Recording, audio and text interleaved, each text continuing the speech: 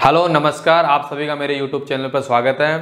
तो अब तक के लेक्चरों में हम देख चुके हैं कि इंट्रोडक्शन टू जेनेटिक्स हम देख चुके हैं। मेंडल ने जो अपने प्रैक्टिकल के लिए जो पौधा लिया था, मटर के पौधे के बारे में हम जान चुके हैं कि मेंडल ने उस पौधे को क्यों लिया था। और लास्ट के लेक्चर में हमने देखा कि मेंडल से पहले कुछ ऐसे साइंटिस्ट रहे थे जिन्होंने अपनी थ्योरीज दी कि किस प्रकार से जो पेरेंट्स होते हैं उनसे नए जीवों का निर्माण किस प्रकार से होता है। तो उन्होंने अपनी अपनी थ्योरीज दी थी। आज का जो लेक्चर होगा हमारा, आज का लेक्चर में हम ये बात डिस्कस करेंगे कि किस प्रकार से मेंडल ने अपने जो 14 वेराइटी प्लांट्स की अलग अलग सेलेक्ट की थी, उनके ऊपर उन्होंने कैसे एक्सपेरिमेंट्स किए थे। ठीक है, तो आज जिस एक्सपेरिमेंट के बारे में हम चर्चा करने जा रहे हैं उसका नाम है मोनो हाइब्रिड क्रॉस। तो मोनो हाइब्रिड क्रॉस के बारे में हम जानेंगे, जिसमें आपको ये पता चलेगा कि मेंडल ने किस प्रकार से अपने एक्सपेरिमेंट संपन्न किए थे और उन्होंने बताया था कि किस प्रकार से मतलब जो कैरेक्टर होते हैं वो पेरेंट्स से ऑफस्प्रिंग में किस प्रकार से पास आउट होते हैं। और भी हम जानने की कोशिश करेंगे मेंडल ने उन प्रैक्टिकल्स के आधार पर कौन कौन से ऐसे लॉ दिए थे। तो आपके पीछे जो डायग्राम दिख रहा है ये हमारे डीएनए का है। इसके बारे में डिटेल में हम आगे की क्लास में बहुत अच्छे से पढ़ने वाले हैं, तो बने रहिए मेरे साथ। अगर आपने मेरे YouTube चैनल को सब्सक्राइब नहीं किया है तो जाइए और सब्सक्राइब कीजिए। आपको मान लीजिए लेक्चर के टाइम कोई भी डाउट आता है तो आप कमेंट सेक्शन में लिख सकते हैं। तो आज का लेक्चर स्टार्ट करते हैं। आज का लेक्चर जो होगा बेटा, हम सबसे पहले ये जानने की कोशिश करेंगे कि जो इसका इतिहास रहा है, इसका जो जेनेटिक्स का जो इतिहास रहा है वो किस प्रकार से रहा है। तो हम सबसे पहले ये चीज जानने की कोशिश करेंगे जेनेटिक्स के बारे में पहले से लोगों को थोड़ा सा आइडिया जरूर था। आपको पता होगा कि किस प्रकार से लोग जंगलों में, अगर मान लीजिए कोई खेती की जाती है, जंगलों में कोई पौधा प्राप्त होता है तो उसको अपने मानव हस्तक्षेप में, मानव क्रियाकलाप में लाकर उसको अपनी खेती में उगाया जाता है। ठीक है, अगर मान लीजिए उसमें कुछ कैरेक्टर ऐड करने होते हैं तो उनका क्रॉस करवाया जाता है और फिर नई वेराइटी बनाई जाती है। ठीक है, तो इस तरह के प्रैक्टिकल्स वो उस टाइम पर भी कर रहे थे। मानव अपने इतिहास में स्टार्टिंग से एक नए नए प्रयोग करता आ रहा है। ठीक है, तो आपको यहाँ पर एक इमेज दिख रही है, तो इसमें हम हिस्ट्री जानने की कोशिश करेंगे कि किस प्रकार से जेनेटिक्स हमेशा मानव की जिंदगी में उपयोग में आती रही है। ठीक है, तो यहाँ पर आपको पता चलेगा कि जैसे मान लीजिए यहाँ पर एक गाय का चित्र बनाया हुआ है, एक गाय का पिक्चर दिया हुआ है। इसके माध्यम से आपको पता चलेगा कि ये जो गाय है उसका नाम है साहिवाल, मतलब एक ब्रीड है, एक तरह की नस्ल है।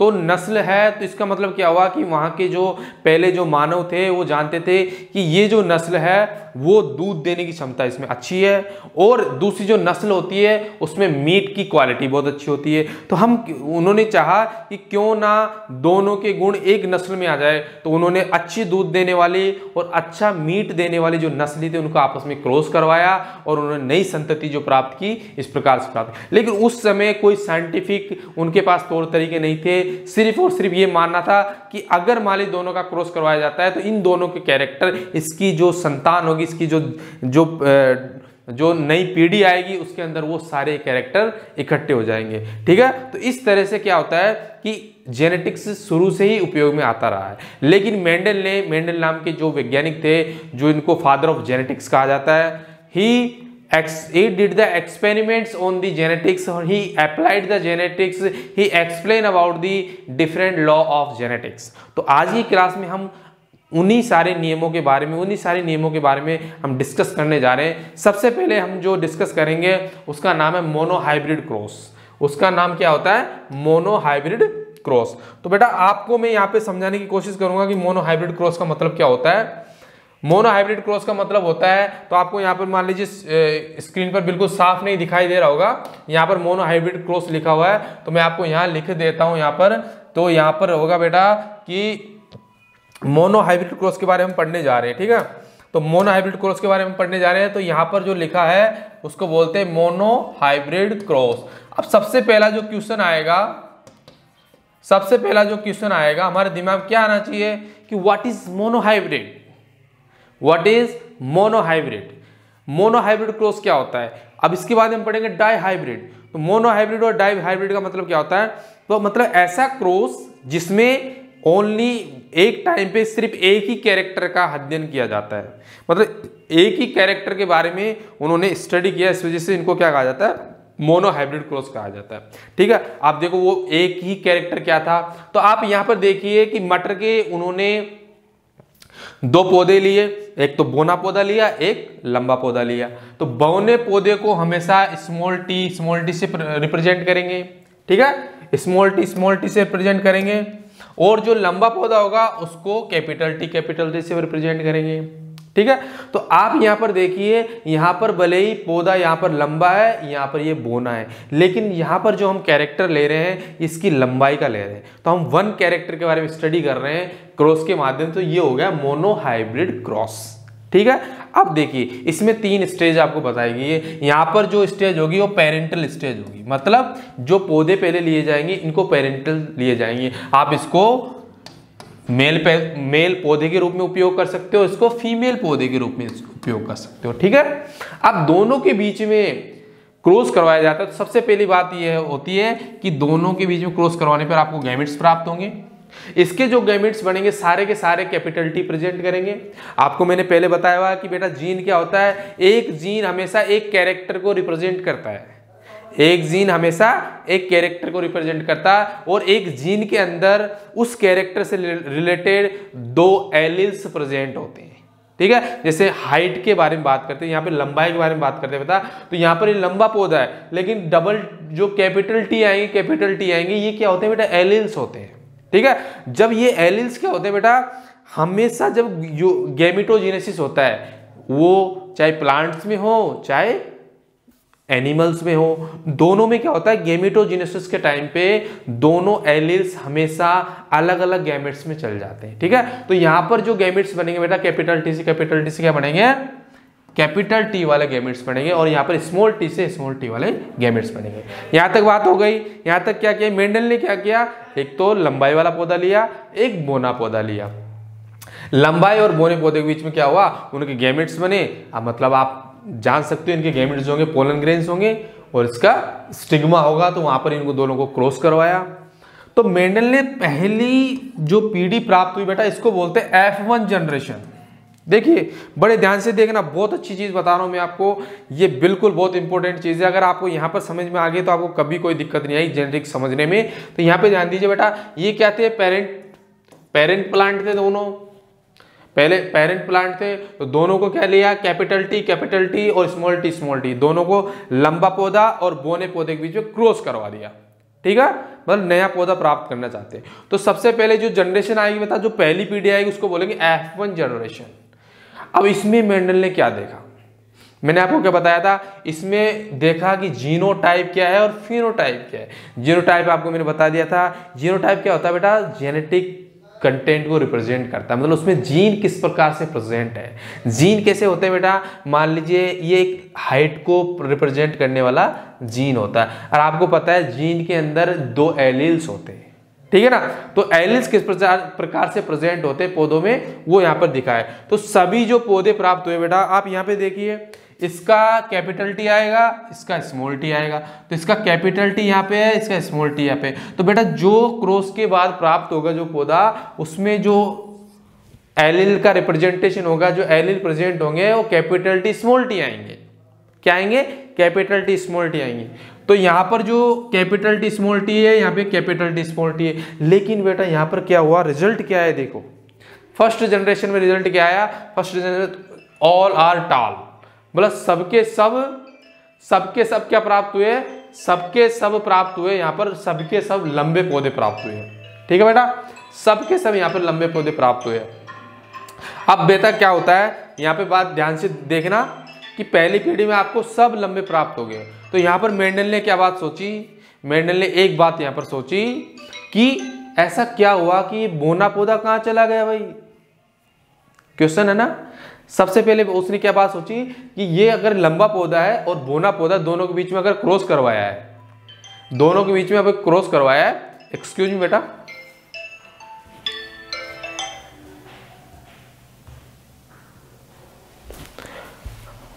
यस, मेंडल ने क्या सोचा कि लंबा पौधा और बोना पौधा दोनों के बीच में क्रॉस करवाया, तो यहां पर रिजल्ट क्या आ रहा है बेटा, ये भी लंबा प्राप्त हुआ, ये भी लंबा प्राप्त हुआ। तो मेंडल ने सोचा यार ये बोना कहां पे चला गया, क्रॉस तो दोनों के बीच में करवाया था, फर्स्ट जनरेशन दोनों के जीन प्रेजेंट थे, तो ये बोना कहां चला गया, यहाँ ऑल आर टॉल, सभी लंबे प्राप्त हुए हैं, टॉल।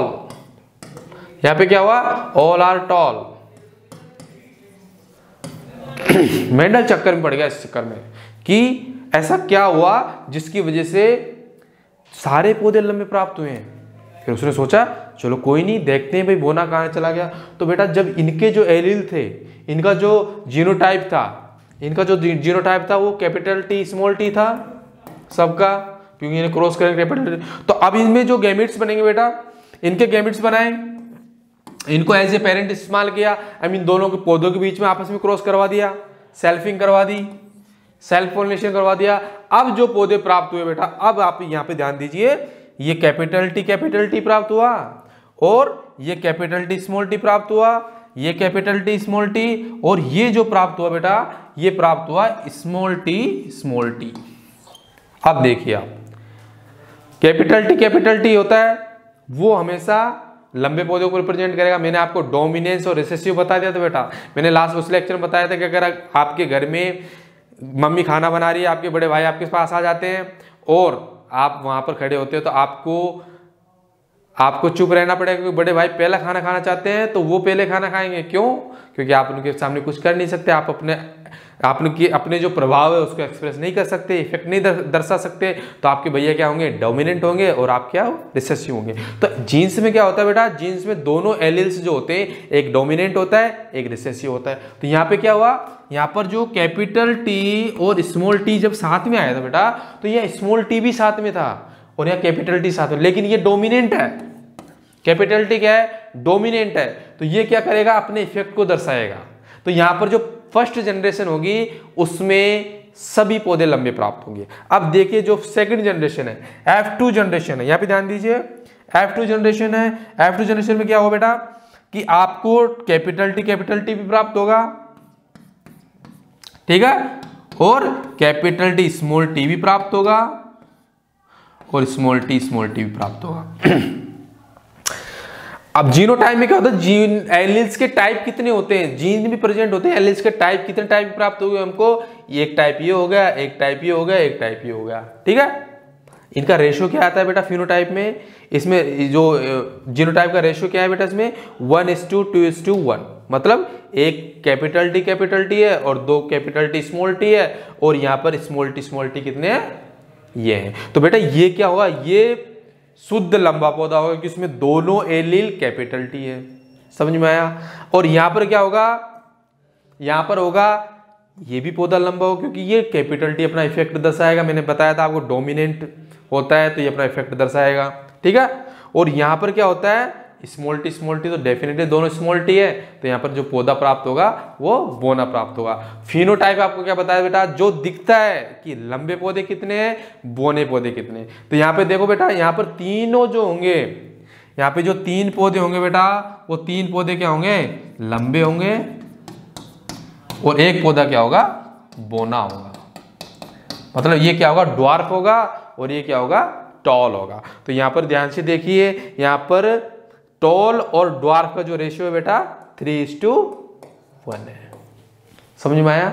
यहाँ पर कुछ भी नहीं किया, मेंडल ने क्या किया बेटा, एक कैरेक्टर को सिलेक्ट किया और उनकी आपस में क्रॉस करवाया। कैरेक्टर क्या था बेटा, हाइट था, हाइट में एक लंबा पौधा ले लिया, बोनर ले लिया। फर्स्ट जनरेशन में दोनों के एलील्स आए, कैपिटल टी स्मॉल टी, उसकी वजह से क्या हुआ, कैपिटल टी ने अपना इफेक्ट दर्शाया, तो इस वजह से क्या हुआ, जो पहली जनरेशन प्राप्त होगी उसमें सभी लंबे पौधे प्राप्त होंगे। और दोबारा क्या हुआ बेटा, इन्हीं पौधों के बीच में आपस में क्रॉस करवा दिया। क्रॉस करवाने के बाद क्या हुआ, यहां पर जो अलग अलग एलील्स प्राप्त हुए, अलग अलग जो जीन प्राप्त हुए, 3 तो लंबे पौधे मिले, एक बोना पौधा मिला।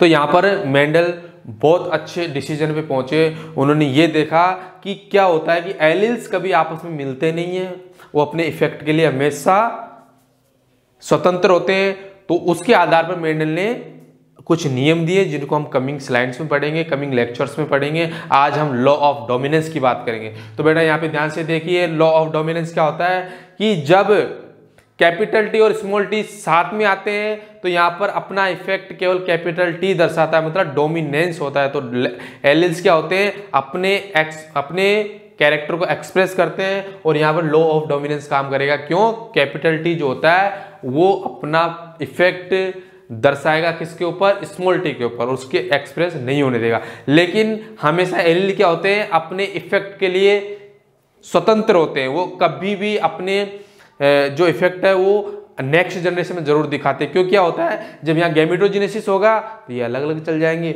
और आपको यहाँ पर शुद्ध बोना पौधा प्राप्त होगा। ठीक है, तो इस प्रैक्टिकल के आधार पे, मोनो हाइब्रिड क्रॉस के आधार पे क्या समझाने की कोशिश किया मैंने आपको, मोनो हाइब्रिड क्रॉस के आधार पे मैंने ये बताया कि एक कैरेक्टर को यहाँ पे चूज कर लिया, उसके बीच में सेल्फिंग करवाई और फिर बाद में हमको लास्ट में जो रिजल्ट प्राप्त हुए वो आपके सामने है।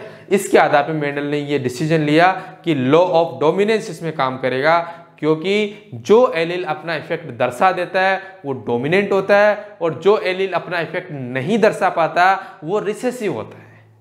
ठीक है, तो हम नेक्स्ट स्लाइड में इसके कंक्लूजन के बारे में पढ़ते हैं बेटा कि मेंडल ने इस मोनो हाइब्रिड के आधार पर ऐसी कौन कौन से रिजल्ट्स हमको दिए जिसके बारे में हम यहाँ पे डिस्कस करेंगे। तो हम बिल्कुल केयरफुली, आप बिल्कुल ध्यान दीजिए कि यहाँ पर जो मेंडल ने रिजल्ट्स निकाले वो किस प्रकार से थे। Results of mono hybrid cross, सबसे पहला जो रिजल्ट था बेटा वो था, एक हाइपोथेसिस उन्होंने दी, एक कल्पना और एक स्टेटमेंट दिया कि एलील्स के बारे में उन्होंने बताया। Postulates of pair factors, factors क्या होते हैं बेटा, जीन्स होते हैं। उस समय जीन्स मेंडल ने यूज नहीं किया था, फैक्टर वर्ड यूज किया था।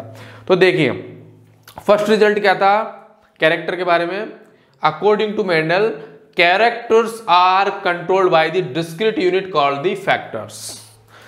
जितने भी कैरेक्टर होते हैं, जितने भी गुण होते हैं, आप हंसते हो, चलते हो, उठते हो, बैठते हो, आपके eyes colour, height, skin colour, सब क्या होते हैं बेटा, जेनेटिक कंट्रोल होते हैं। एक जीन हमेशा उस चीज से जुड़ा हुआ रहता है। तो सब क्या होते हैं बेटा कि character are controlled by the discrete unit called the factor, जिसको आप आज हम जानते हैं जीन।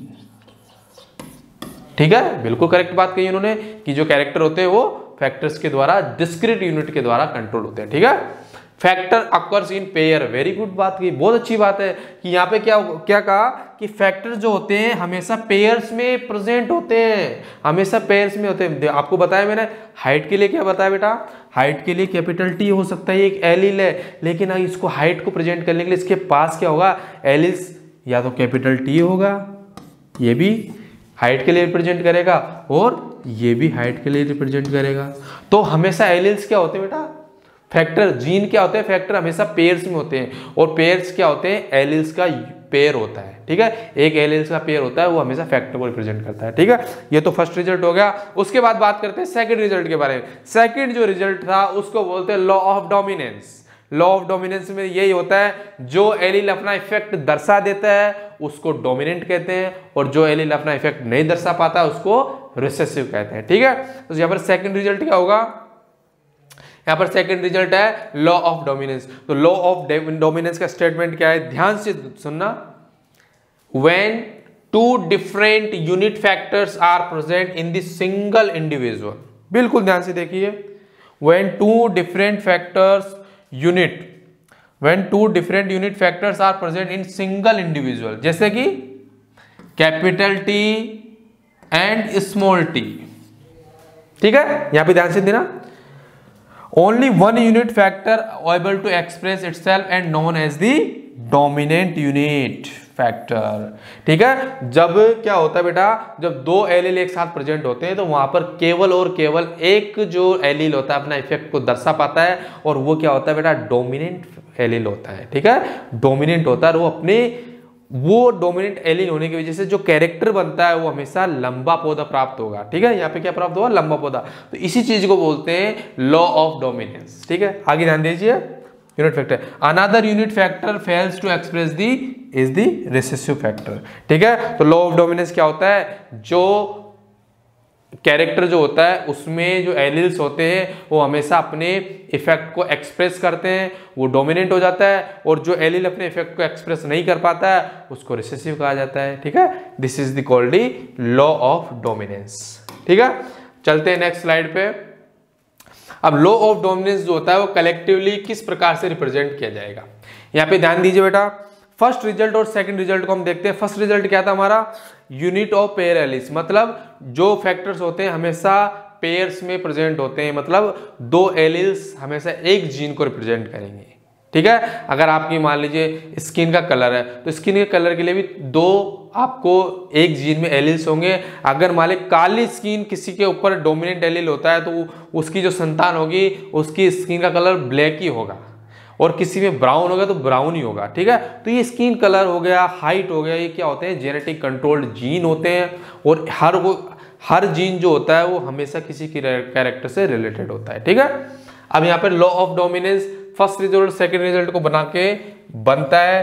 तो यहाँ पे क्या होता है बेटा कि अगर लॉ ऑफ डोमिनेंस को मानो तो आप यूनिट ऑफ पेयर एलील्स को मानो, और सेकंड जो होता है डोमिनेंट और रिसेसिव एलील, मतलब जो स्टेटमेंट होते हैं वो लॉ ऑफ डोमिनेंस को समझाते हैं, ठीक है। अब दूसरी बात क्या है, यहां पर लॉ ऑफ डोमिनेंस के भी जब बाद में देखा गया कि लॉ ऑफ डोमिनेंस के अलावा कुछ चीजें थी जो मेंडल के द्वारा एक्सप्रेस नहीं कर पा रही थी, ठीक है, मेंडल के नियम में खरी नहीं उतर पा रही थी, तो वो थी बेटा जो एक्सेप्शंस थे, जो अपवाद थे, इनकम्प्लीट डोमिनेंस एंड कोडोमिनेंस। ये बाद में जो साइंटिस्ट थे कॉल कॉरेंस, ह्यूगो डिवरीज, एरिस्मॉन सैरमॉर्क, ये जो साइंटिस्ट थे बेटा, इन्होंने क्या किया, इन्होंने उस रिजल्ट्स को जो मेंडल ने एक्सपेरिमेंट्स किए थे उन सबको अलग अलग पौधों पे अप्लाई करके देखा।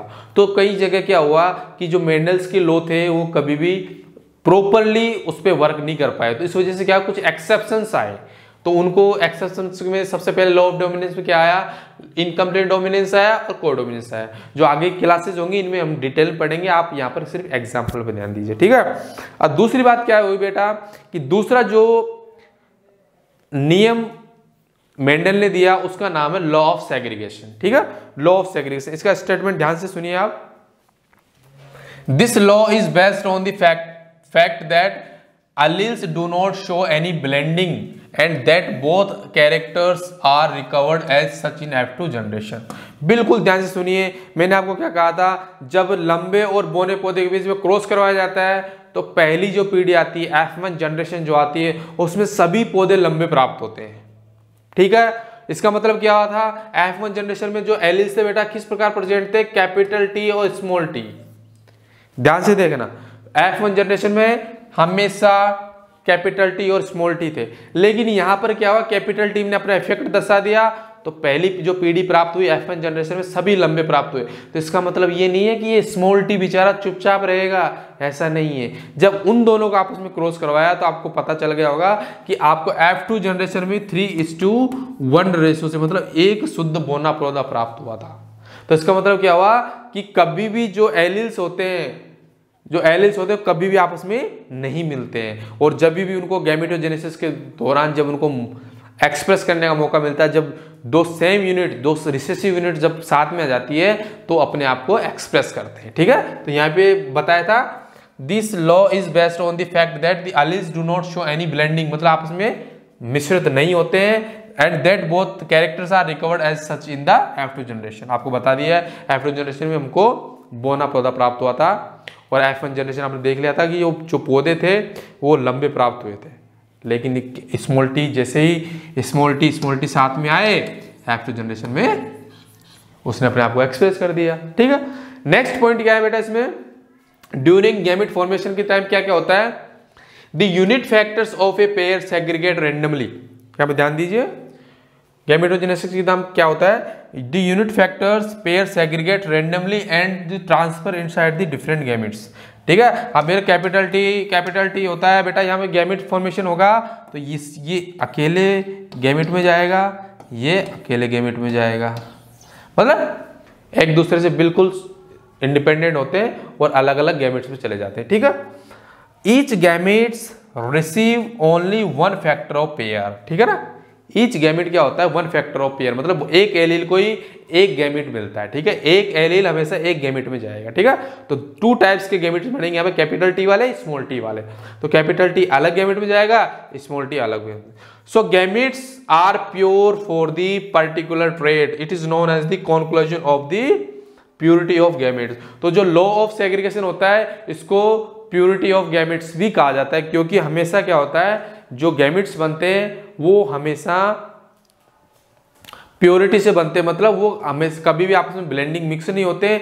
जब गैमेटोजेनेसिस होता है तो डेफिनेटली अलग अलग गैमेट्स में चले जाते हैं, ठीक है।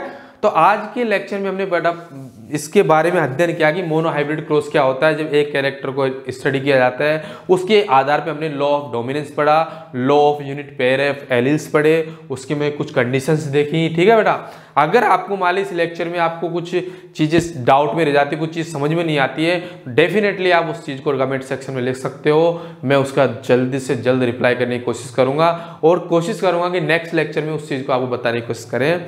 और जुड़े रहिए मेरे साथ, मेरे चैनल को सब्सक्राइब कीजिए और जितना हो सके उतना जो नीट मेडिकल एग्जाम की प्रिपरेशन कर रहे हैं 11th या 12th बायोलॉजी में है उनको शेयर कीजिए वीडियो और मेरे चैनल के बारे में बताइए। मैं डेफिनेटली आपको अच्छे अच्छे लेक्चर प्रोवाइड करूंगा और कंप्लीट आपका बायोलॉजी का सिलेबस मैं कंप्लीट कराऊंगा। तो जुड़े रहिए मेरे साथ। आज तक के लिए इतना ही और मिलते हैं नेक्स्ट वीडियो में। Thank you very much for watching our videos.